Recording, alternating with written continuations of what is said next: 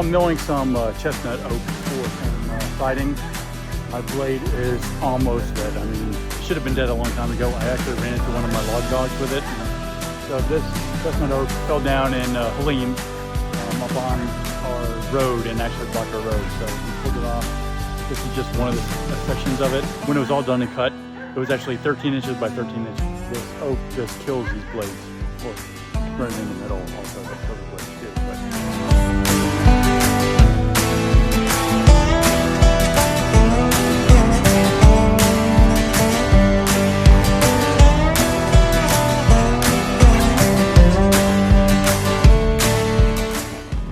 So I just finished up the board and batten siding. Don't hate on me because my hair is beautiful.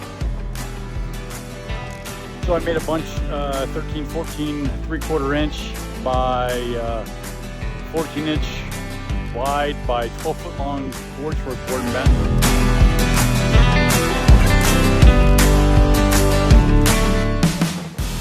Gary doing goat yoga on the trampoline. That's real. Have a great day.